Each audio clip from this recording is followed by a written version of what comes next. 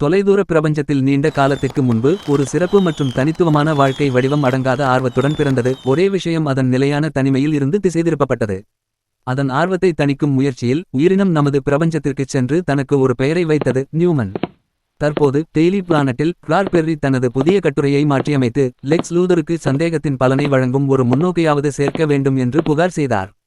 Clark Lex பொய் சொன்னதாக குற்றம் சாட்டுகிறார், மேலும் அவரது புதிய சமூக ஊடக தளம் அவரை நோக்கி வரும் எந்த விமர்சனங்களையும் தடுக்கிறது. ஆனால் பெர்ரி பதிலளித்தார், துரதிர்ஷ்டவசமாக அவர்கள் உண்மை உறவினர்களாக மாறிய உலகில் வாழ்கின்றனர். உண்மை என்ன என்பதை ஊடகவியலாளர்கள் தீர்மானிக்க முடியாது. உண்மை என்ன என்பதை மக்களே தீர்மானிக்க வேண்டும். மார்டியன் மன்ஹண்டரிடமிருந்து டெலிபதி செய்தி வரும் வரை கிளார்க் சப்ளை ரூமுக்குச் சென்று சில ஏமாற்றங்களை வெளிப்படுத்தினார். அவர் கோர்ட் இண்டஸ்ட்ரீஸ் மற்றும் STAR மூலம் ஒரு விண்வெளி நிலையம் கட்டப்பட்டதாக தெரிவிக்கிறார். சில எதிர்பாராத நிகழ்வுகளால் ஆய்வகங்கள் சேதமடைந்துள்ளன. இப்போது பணியாளர்கள் ஆபத்தில் உள்ளனர்.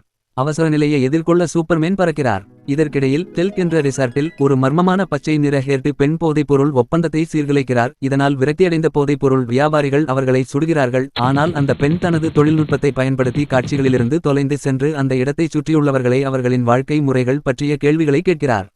பிரபல பவுண்டரி வேட்டைக்காரன் லோபோ ஓய்வெடுத்துக் கொண்டிருக்கும் ஹோட்டலில் திடீரென்று ஒரு நடுக்கம் ஏற்பட்டது. மேலும் அவர் விசாரிக்கச் செல்கிறார். ஒரு பெரிய உயிரினம் கட்டிடத்தை சிதைப்பதை அவர் கண்டுபிடித்தார். லோபோ போர்ப்பாதையில் சென்று அந்த உயிரினத்திலிருந்து ரத்தம் எடுக்கிறார். அது தன்னைத்தானே பாதுகாத்துக் கொண்டு லோபோவை பல அடி தரையில் வீசுகிறது. பச்சை நிற ஹேர்டு பெண் லோபோவை ஒரு ஜார்னியனாக அடையாளம் கண்டுகொண்டு பாதுகாப்பான தூரத்தில் இருந்து போரை பார்க்கிறாள். சூப்பர்மேன் ஏற்கனவே விண்வெளி நிலையத்தை பழுதுபார்த்து அதை நாசமாக்குவதற்கு காரணமான மனிதனை கைப்பற்றினார். இருப்பினும் நிலையத்தின் கணினிகள் பிளானெட்டெல்கில் சிக்கலை கண்டறிகின்றன. விஞ்ஞானிகளில் ஒருவர் கோட்பாட்டளவில் ஸ்டேஷனின் போர்ட்டல்கள் சூப்பர்மேனை டெல்கிற்கு கொண்டு செல்ல முடியும் என்று நம்புகிறார்கள். ஆனால் போர்ட்டல் இன்னும் ஒரு முன்மாதிரியாக உள்ளது. எனவே சூப்பர்மேன் தன்னார்வ தொண்டர்கள் முதல் சோதனை பாடமாக இருக்க வேண்டும். மீண்டும் டெல்கில் பச்சை நிற ஹேர்டு பெண் உயிரியலில் நிபுணரான டாக்டர் செமிடியா ஃபிலிக் என்று தன்னை அடையாளப்படுத்துகிறார். இருப்பினும் அவரது உண்மையான நிபுணத்துவம் லோபோ போன்ற அழிந்து போன உயிரினங்களில் இருந்து உயிர் பிழைத்தவர்களிடம் உள்ளது. அவன் தன் இனம் முழுவதையும் அழித்துவிட்டான் என்பது அவளுக்கு தெரியும்.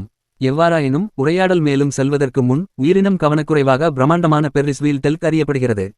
அதிர்ஷ்டவசமாக சூப்பர்மேன் பெர்ரிஸ் சக்கரத்தை பாதுகாப்பான இடத்தில் வைக்க சரியான நேரத்தில் வருகிறார். அவர் உயிரினத்துடன் நியாயப்படுத்த முயற்சிக்கிறார். அதன் தாக்குதல்கள் ஆக்கிரமிப்புக்கு பதிலாக பயத்தால் தூண்டப்படுகின்றன என்று நம்புகிறார். துரதிர்ஷ்டவசமாக லோபோ ஒரு பெரிய உலோகத் துண்டை உயிரினத்தின் துவாரங்களில் ஒன்றில் அடைத்து அது பெரும் வலியை ஏற்படுத்துகிறது. அந்த உயிரினம் வெற்று பார்வையில் இருந்து மறைந்ததும் சூப்பர்மேன் லோபோவின் செயல்களால் வெறுப்படைந்து வெற்று வரம்பில் தனது வெப்ப பார்வையால் அவரை வெடிக்கச் செய்து அவரை வெளியேற்றினார். லோபோ விழித்தபோது டாக்டர் ஃபிலிக் அவரிடம் டெல்க் அனைத்தும் சூப்பர்மேனின் வீரத்திற்காக அவரை கொண்டாடுவதாகவும் லோபோ குறிப்பிடப்படவே இல்லை என்றும் கூறுகிறார். தனக்கு தகுதியானவர் என்று கருதும் புகழும் பெருமையும் பறிக்கப்பட்டதாக உணர்ந்த லோபோ சூப்பர்மேனின் நற்பெயரை கெடுக்கும் ஒரு புதிய பணியில் டாக்டர் ஃபிலிக்கை வலுக்கட்டாயமாக சேர்த்துக் கொள்கிறார்.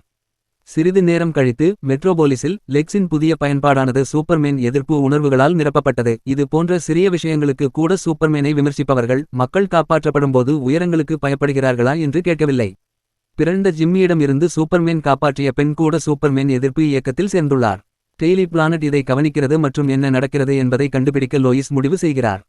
எவ்வாறாயினும் கிளார்க் 2 வெவ்வேறு பக்கங்களை கொண்ட விஷயங்களை பற்றிய பெர்ரியின் வார்த்தைகளை நினைவில் கொள்கிறார். மேலும் சூப்பர்மேனை விமர்சிப்பவர்கள் சரியான புள்ளிகளை கொண்டு வரக்கூடும் என்று நம்புகிறார். தவிர மெட்ரோபோலிஸில் உள்ள பெரும்பாலான மக்கள் சூப்பர்மேன் என்ன செய்கிறார்கள் என்பதை பாராட்டுகிறார்கள். மேலும் சூப்பர்மேன் ஒரு சிறிய விமர்சனத்தை எடுக்கலாம். கிளார்க் வின்ஸ்லோ ஷாட்டின் வரவிருக்கும் விசாரணை மற்றும் சூப்பர்மேன் எதிர்ப்பு உணர்வுகள் வெடிக்கும் என்ற நம்பிக்கையில் கவனம் செலுத்த விரும்புகிறது. இதற்கிடையில் ஒரு ரகசிய இடத்தில் லோபோ மெட்ரோபொலிட்டன் குடிமக்களைப் போல ஆள்மாறாட்டம் செய்யவும் மற்றும் சூப்பர்மேன் எதிர்ப்பு பிரச்சாரத்தை தூண்டவும் ரோபோக்களின் இராணுவத்தை பயன்படுத்துகிறார். அழிந்து போன இனங்கள் சூப்பர்மேனை பற்றி எப்படி உணர்கிறீர்கள் என்று லோபோவிடம் டாக்டர் ஃபிலிக் கேட்கிறார். பிரபஞ்சத்தின் வலிமையான மனிதராக கருதப்பட்டாலும் சூப்பர்மேனின் மூளையை பயன்படுத்தி பிரச்சனைகளை தீர்ப்பதற்காக மக்கள் அவரை புகழ்கிறார்கள் என்று லோபோ பதிலளித்தார். உண்மையில் லோபோ மிகவும் புத்திசாலி. அவர் தனது முழு உலகத்தையும் அழித்தொழிக்கிறார். ஷாட்டின் வழக்கு விசாரணைக்கான நாள் வந்துவிட்டது. ஷாட்டின் வழக்கறிஞர் அவரை குற்றமற்றவர் என்றும் குழந்தைத்தனமான நடத்தையை காட்டுவதை தவிர்க்குமாறும் அவருக்கு அறிவுறுத்துகிறார். ஆனால் ஷாட் தனக்கு உதவ முடியாது. மேலும் அவர் கடத்திய குழந்தைகள் இப்போது அவரை மதிப்பிடும் நபர்களை விட முதிர்ச்சியடைந்தவர்கள் என்று கூறுகிறார். துரதிர்ஷ்டவசமாக சூப்பர்மேனை தவிர அனைவரும் உணரத் தவறிய விஷயம் என்னவென்றால் டாய்மேன் அனைவரின் ஸ்மார்ட்போன்களையும் வைரஸால் பாதித்துள்ளார். இது சாதனங்களை ரோபோக்களாக மாற்றும். சூப்பர்மேன் ரோபோக்களை நிறுத்துகிறார். மேலும் சலசலப்பின் போது பார்வையாளர்களில் ஒருவர் உண்மையில் லோபோவின் ரோபோக்களில் ஒருவர் சூப்பர்மேன் எதிர்ப்பு விமர்சனத்தை வெளிப்படுத்துகிறார் என்பதை அவர் உணர்ந்தார். சூப்பர்மேன் டெல்கிலிருந்து டாக்டர் ஃபிலிக்கை அடையாளம் கண்டு லோபோவை கண்டுபிடிப்பதில் அவளிடம் உதவி கேட்கிறார். நிச்சயமாக அவர்கள் லோபோவின் மறைவிடத்திற்கு பறக்கிறார்கள் மற்றும் லோபோ இந்த முழு திட்டத்தின் பின்னணியிலும் இருப்பதாக மகிழ்ச்சியுடன் ஒப்புக்கொள்கிறார். மேலும் மோசமான பகுதி என்னவென்றால் இந்த போக்கை நிறுத்த சூப்பர்மேன் எதுவும் செய்ய முடியாது. அதிர்ஷ்டவசமாக லோபோவின் விளையாட்டை லோயிஸும் ஜிம்மியும் பிடித்துக்கொண்டு பேட்மேன் கைப்பற்றிய காட்சிகளின் உதவியுடன் லோபோ எதிர்ப்பு போக்கை தொடங்கி அவருக்கு எதிராக அதை பயன்படுத்தத் தொடங்கினர். லோபோ தனது சொந்த திட்டம் தனக்கு எதிராக திரும்பியதால் கோபமடைந்து லோயிஸை கொன்றுவிடுவதாக மிரட்டுகிறார். ஆனால் சூப்பர்மேன் அவரது முகத்தில் சதுரமாக குத்துகிறார். சூப்பர்மேன் லோபோவை பூமியை விட்டு வெளியேற விரும்புகிறார். அதனால் பச்சை விளக்குகள் அவரை காவலில் வைக்காது. ஆனால் பூமியின் மக்கள் தங்கள் மிகவும் அர்ப்பணிப்புள்ள பாதுகாவலரை கேட்டு சூப்பர்மேனை காயப்படுத்த வேண்டும் என்று லோபோ பெருமிதம் கொள்கிறார். பேரழிவு.